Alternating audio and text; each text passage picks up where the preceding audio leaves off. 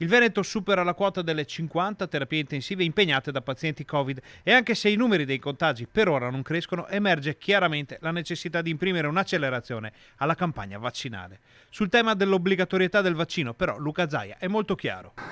Oggi noi siamo in un contesto nel quale si parla di volontarietà di accesso al vaccino.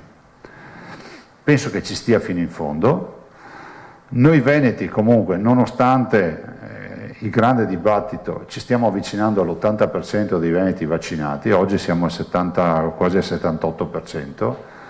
La chiudiamo dalle nostre proiezioni con la speranza di arrivare all'80% a 8 ottobre. Zaia ribadisce quindi come l'adesione alla campagna vaccinale sia facoltativa, ma sottolinea anche come sia mancata a livello nazionale una comunicazione incisiva ed efficace sull'argomento.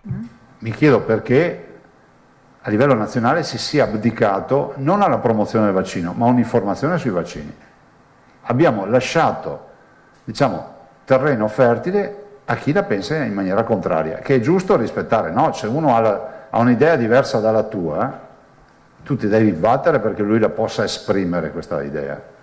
Ma è pur vero che l'informazione istituzionale, pubblica, ufficiale, fatta magari con degli scienziati che non si sono laureati su Facebook, ma sono andati magari ad Harvard, come abbiamo fatto noi, no? Abbiamo portato il professor Palù, qualcuno ha qualcosa da dire sulla preparazione del professor Palù. Tu puoi non condividere delle idee, ma non puoi dire che è meno preparato di te. Io penso che la pubblicità istituzionale è mancata.